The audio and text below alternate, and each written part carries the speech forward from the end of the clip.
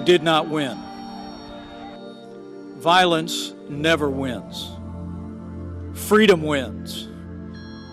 Hello, I'm Peter Spiegel, U.S. Managing Editor of the Financial Times, and I'm joined by Rana Foroohar, our Swamp Nose columnist, to talk about what was, let's say, one of the more interesting weeks in American politics. Obviously, we thought the big event of the week was going to be the Georgia Senate races, and that was a big event. But then, of course, the events of Wednesday, where what was supposed to be a relatively routine certification of Joe Biden's win turned into, for lack of a better word, a riot, an insurrection.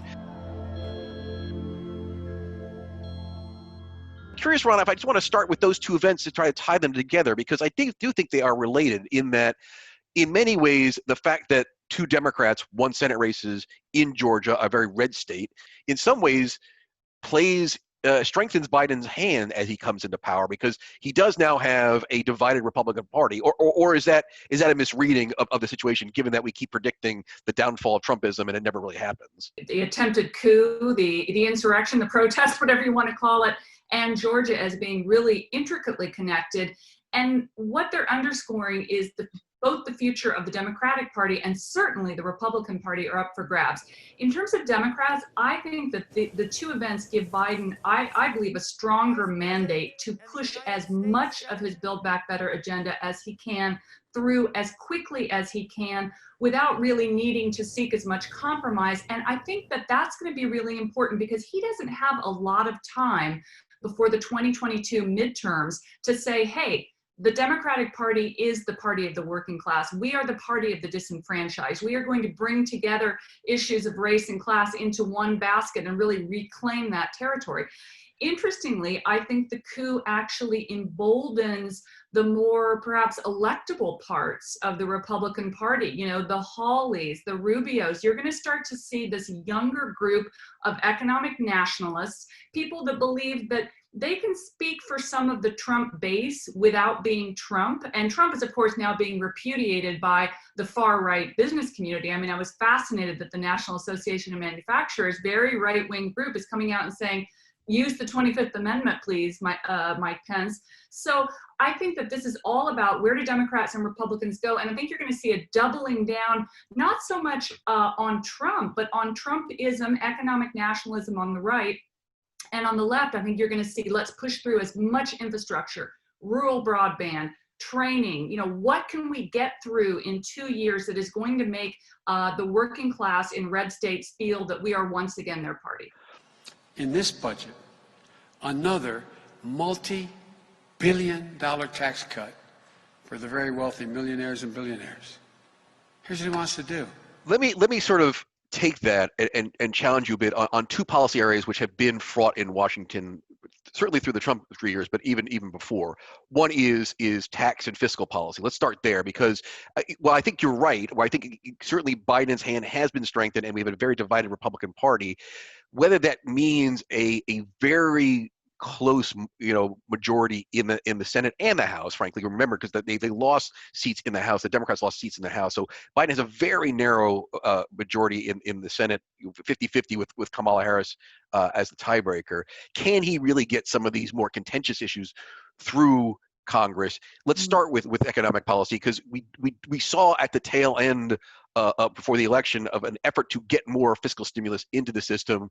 We saw Republican resistance until Trump changed his mind. But there also is obviously tax policy too. I mean, Republicans early in the Trump administration decided to make their deal with the devil and sign on with Trump because they wanted their tax cuts. Clearly, Biden has run on a platform of trying to wind back, particularly some of those corporate taxes and those tax cuts for sort of above $400,000. What are the prospects of Biden getting those through, and what do you think the economic impact is going to be on that, Ra?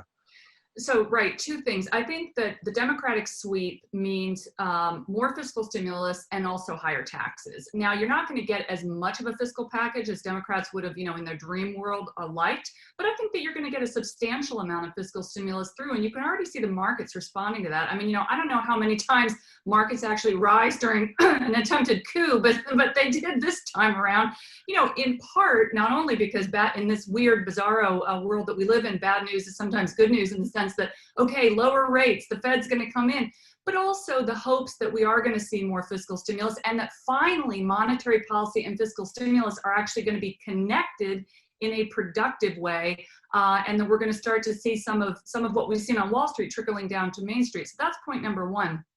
But you're definitely going to see higher taxes in a Biden administration. I mean, that's no question. He ran amazingly on, we're going to turn back these Trumpian corporate tax reforms. We're going to make companies pay their fair share. I think that you're going to see that kick in more in kind of 2022. I think that 2021 is going to be all about how much fiscal stimulus can we push through, how much can we, help to improve the vaccine rollout. That, interestingly, though, is going to present potentially a big economic challenge for the administration, because let's say you get a really strong coordinated response to the vaccine, you start to get a pretty good recovery in spring and summer. If the recovery comes in quick and hard, is that going to raise interest rates? Is that going to tank the market? You know, as I've written, as the FT's been writing, the U.S. economy is largely dependent on asset prices staying where they are. So that is a crazy balancing act for Biden, and particularly for Janet Yellen to try and walk. You know, it's funny, if I could just sort of agree with you on one point, but slightly disagree with you on the other point. I think it's been interesting to watch the market's reaction over the last 24, 48 hours. And to me, they clearly we're watching the Georgia results more than the coup attempt. The fact that they were rallying through an insurrection, to me, was them looking at the fact that the Democrats had a majority in the Senate and were going to be able to fast track some of this fiscal stimulus. So I think you're right on that point. I guess I'm more skeptical on the tax issue, just because having only 50 votes in the Senate, or 51 votes if you count Harris, and a 4 or 5 or 6, depending on what the final count is, majority in the House, means you have to have incredible party discipline, which the Democrats traditionally have not.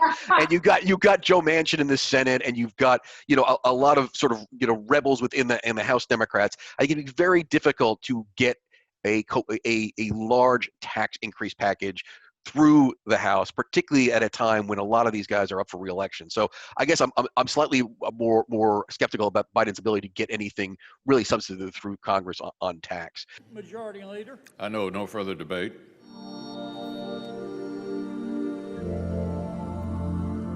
What do you see that wing of the Republican Party pushing for? You talk about economic nationalism. I mean, is this a change in the Republican Party from the sort of free trading, deregulation, low deficit party that we've known from the Reagan administration into a sort of isolationist, neo-isolationist, pro fiscal spending? I mean, what do you think economic nationalism, if it does become the province of a Josh Hawley or Marco Rubio, what does that look like, you think, going forward? Well, so in a word, yes.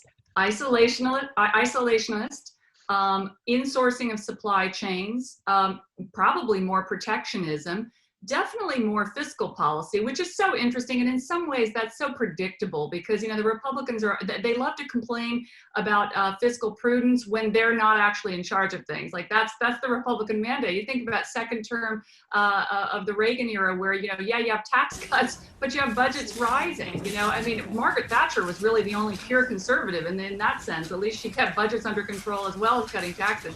What I find very interesting, I think we're going to look back at this moment and see it as a generational pivot point in so many ways for the identity of Republicans and Democrats, but also for the nature of the global economy.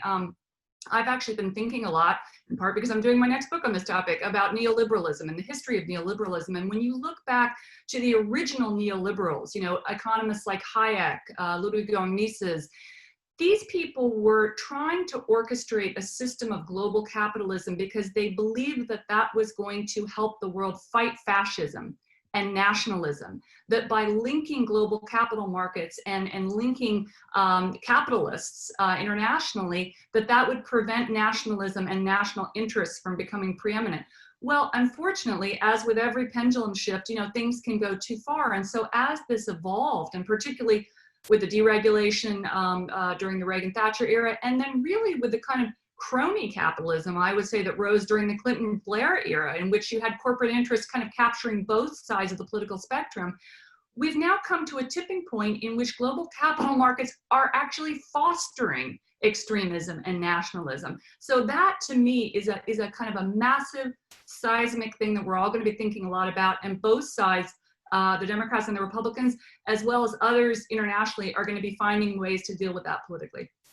It's a very interesting point, and I think for us at the FT, this is going to be something that we really need to report more on, because your image of a generational shift, I was just remembering again the events of Wednesday into Thursday morning, when they finally got the Capitol back in control and they finally got back to the floor of the Senate to debate, are we going to still really go through with this, was challenging the electoral votes. Hawley, who was the ringleader largely of this effort to sort of take up the Trump mantle and challenge the Biden electoral votes, right behind him was Mitt Romney. And the imagery of Josh Hawley standing up and saying, this is important, we have to challenge the votes, this is the place to do it. And then had Mitt Romney behind him, who is over 70 now and actually is the older generation and was a standard bearer for the party, obviously, as a presidential candidate, stand up and literally chastise him in right behind him. That imagery sticks in my mind, because you may be right. This may be a passing of the torch from a more, for lack of a better word, neoliberal Republican Party to a more nationalist Republican Party. I guess I would say that the one thing that I'm not 100% convinced of is Hawley in many ways stood alone, and the fact that there were so many Republicans who were willing to challenge him tells me that this is not a obvious generational shift that is going to go smoothly. Are there going to be Republicans, even young Republicans within the party, who are still going to want to, a David Frum and some of these ones who still see it as the party of Reagan and want to see it remain the party of Reagan.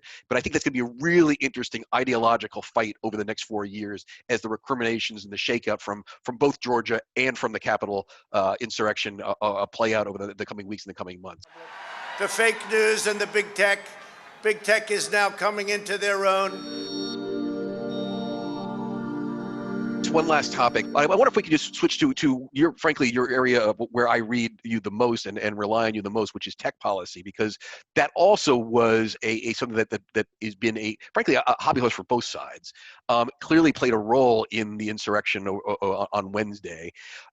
But if you look at Biden and tech policy and recent events, where do you think that goes in a Biden administration? Peter, you're going to see a lot of action around tech regulation, I think, in the coming years. Let's not forget, even before this attempted coup, before Georgia, you still have the big DOJ case already in train. You had the Justice Department. This is the Justice Department, and actually in the Federal Trade Commission, the two big sort of competition authorities in the U.S. who are investigating the big tech companies for abuse of market power.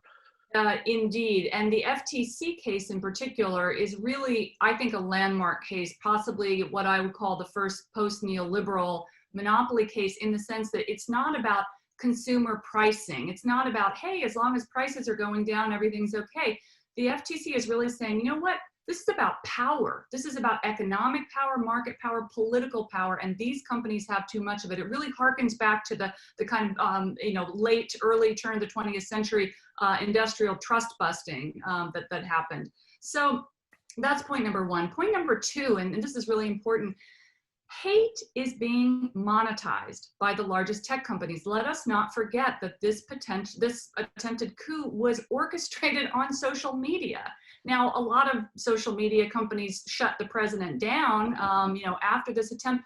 But these services go right back up. I mean, we see this after every event, after the bombing of a mosque, after the mass genocide of the Rohingya. You see tech companies coming in briefly saying, "Oh dear, we're so sorry," and then going right back to their business model of monetizing hate. And so I think, particularly now that Democrats have the Congress and you don't have Mitch McConnell with a chokehold on what can come down the legislative pike, you're probably going to see some new proposals around online extremism.